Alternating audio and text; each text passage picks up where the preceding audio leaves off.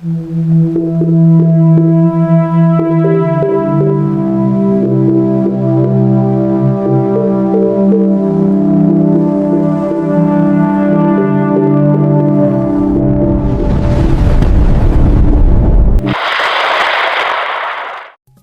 araw po sa inyong lahat. Narito na po ang pinaka-latest nating update sa magiging lagyan ng panahon yung araw ng Martes, May 5, 2026. Sa kasalukuyan nga po, ang low pressure area nating monitor sa labas ng ating Philippine Area of Responsibility ay tuluyan ng naging ganap na bagyo na kung saan may kategory nga po ito na tropical depression category at may lakas na hangin na umabot sa 45 km per hour at samantalang may pagbugso na umabot naman sa 55 km per hour. Kumikilos nga po ito ng mabagal ng pahilagang kanluran. Samantala, ang low pressure area nating monitor sa loob ng ating Philippine Area of Responsibility ay huling namatan sa layong 580 km east of Mindanao na kung saan nagdudulot nga po ito ng mga cloud cluster dito sa may seaboard ng ating bansa o sa may silang bahagi ng Mindanao. Samantala, bukod nga po rito sa LP at tropical depression nating monitor, may kasunod pa nga rin itong low pressure area, ang tropical depression, na kung saan nga po dalawang low pressure area at ganap ng bagyo ang isa. Kaya naman dalawang low pressure area at isang bagyo ang ating monitor sa loob at labas ng ating Philippine Area of Responsibility, na kung saan posible nga po itong lumapit ng ating bansa, itong low pressure area na ating monitor sa loob ng ating Philippine Area of Responsibility sa mga susunod na mga araw. Samantala, silipin nga po natin ang magiging lagay ng panahon sa mga susunod na araw or outlook sa mga magiging landas nitong low pressure area at bagyo. Makikita nga po natin sa pinaka-satellite image natin or sa pinaka-satellite outlook, makikita nga po natin na habang itong low pressure area sa loob ng ating Philippine Area of Responsibility ay tatawirin nga po nito ang Mindanao. So posible nga po itong tumawid dito sa may Mindanao. Kaya naman lubos po natin pinag-iingat at pinaghahanda ang ating mga kababayan, lalong-lalo na dito sa may area ng Surigao, Dinagat Islands, Agusan del Norte, Agusan del Sur, Surigao del Sur, Davao Oriental, Compostela Valley, Davao, Davao Oriental, Davao Occidental, Cotabato, South Cotabato, Sultan Kudarat, Maguindanao, Lanao del Sur, Lanao del Norte, Zamboanga del Norte, Misamis Occidental, Zamboanga del Sur, Basilan, Sulu at Tawi-Tawi, na kung saan posible nga po dito tumawid ang nasabing low pressure area sa mga susunod na mga araw. Kaya naman inaasahan po natin na kung saan kung tatawid ito ng ating bansa o kalupaan ay inaasahan natin magdudulot ito ng maulap na papurin na sinasamahan ng mga pag-ulan, na kung saan posible nga po ang mga localized flooding o mga biglaang pagbaha, lalong-lalo na doon sa mga babang lugar na mapanganib sa ating mga kababayan na tumatawid sa mga ilog o kaya naman dumadaan sa mga ilog at malalapit sa ilog. Kaya naman maging handa at maging updated po tayo sa mga panibago naming ulat panahon naming ilalabas, na kung saan mahagip nga rin nito ang area ng Palawan sa mga susunod na mga araw sa posibleng epekto ng low pressure area na patawid dito sa ating bansa.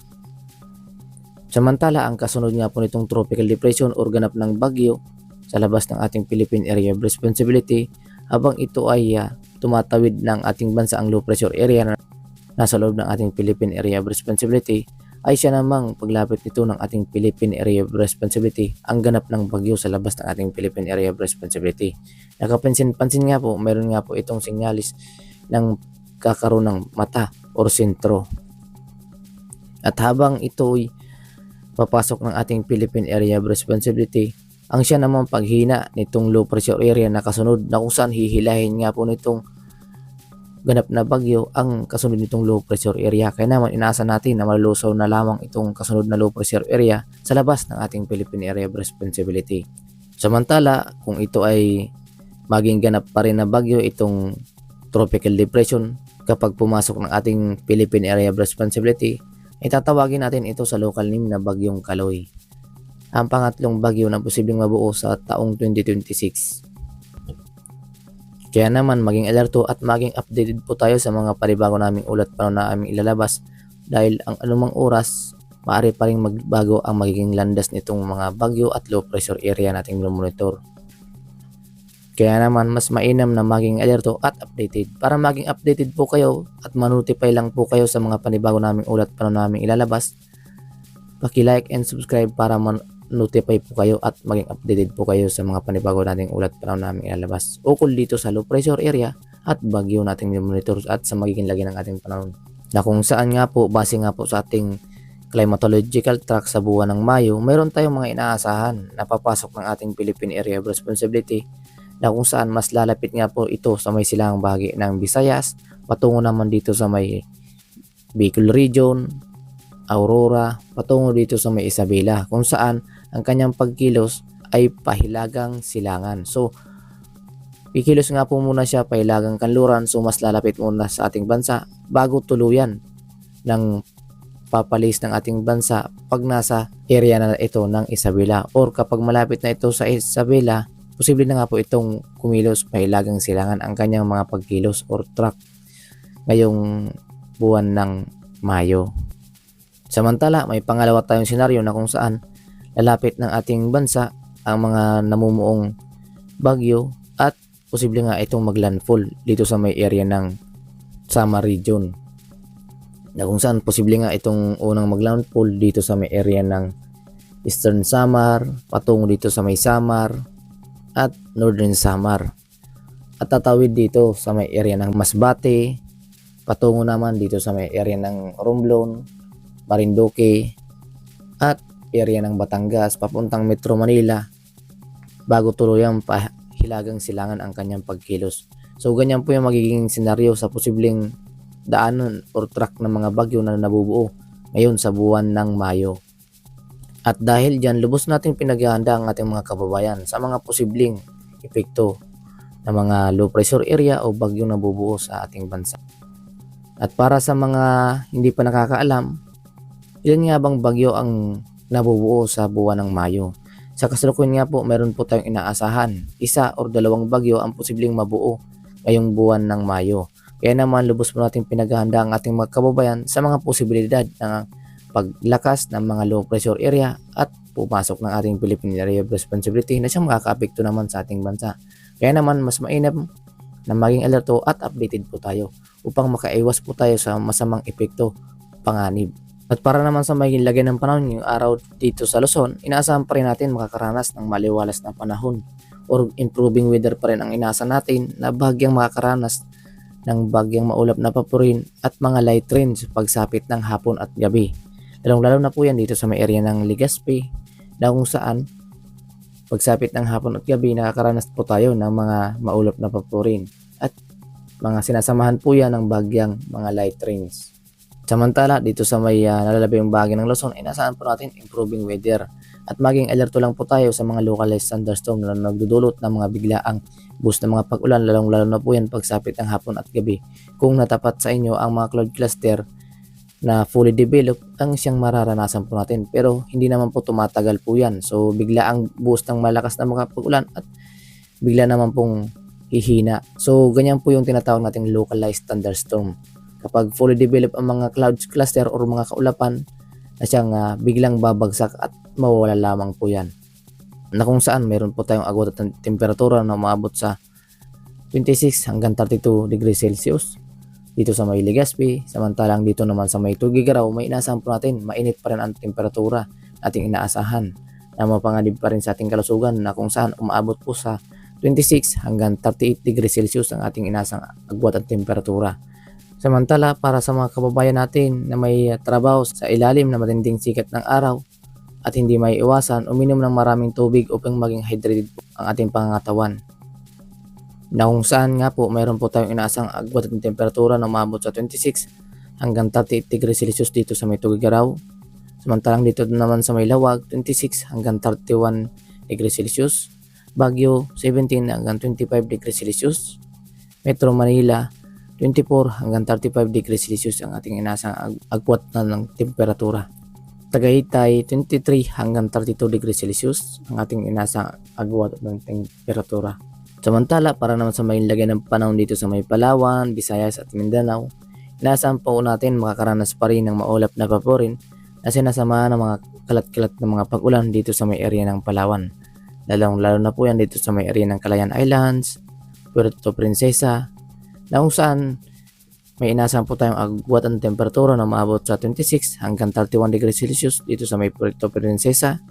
Samantalang dito naman sa may Calayan Islands, 27 hanggang 31 degrees Celsius, na kung saan dulot nga po yan ng epekto ng localized thunderstorm or mga cloud cluster na siyang umiiral dito sa may Palawan area. Kaya naman maging alerto at maging updated lang po tayo at upang makaiwas po tayo sa mga biglaang masamang panahon na dulot nitong mga cloud cluster, na kung saan posible nga po ang mga localized flooding. Samantala dito naman sa may Visayas at Mindanao, inaasahan po natin makakaranas ng good weather o improving weather na po ang ating inaasahan dahil sa bahagyang paghina ng mga cloud cluster dito sa Visayas at Mindanao.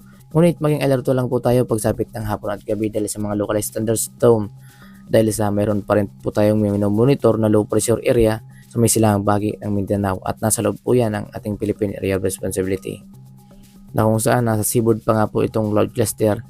Kaya naman inaasahan po natin sa kasalukuyan o ngayong umaga ay makakaranas ng improving weather pa rin ang ating inasahan. At para naman sa magiging agwat ng temperatura dito sa may Tacloban, 25 hanggang 32 degrees Celsius. Samantalang dito naman sa may Iloilo, 26 hanggang 32 degrees Celsius. Cebu, 26 hanggang 32 degrees Celsius ang ating inasahang agwat ng temperatura. At para naman sa maging lagay ng panahon dito sa may Mindanao, inasahan po natin nga po na makakaranas ng improving weather na may agwat ng temperatura dito sa may Cagayan de Oro na umabot po yan sa 25 hanggang 32 degrees Celsius. Davao, 25 hanggang 34 degrees Celsius ang ating inasahang agwat ng temperatura. Samantalang dito sa may Zamboanga Peninsula, 25 hanggang 33 degrees Celsius ang ating inasahang temperatura. At para naman sa magiging lagay ng panahon dito sa ating karagatan, sa kasalukuyan nga po wala po tayong nakataas na gale warning sa kahit anong baybay ng ating seaboard, na may slight to moderate ang magiging lagay ng pag-alon dito sa may silangang bahagi ng ating bansa at dito sa may kanlurang bahagi ng ating bansa, na kung saan may inasahan po tayo sa mga nabanggit na lugar na umabot sa 0.6 hanggang 2.1 metro ang taas ng mga pag-alon. Samantala dito sa may hilaga ng ating bansa, inaasahan po natin mayroon tayong inaasahan moderate to rough sea condition.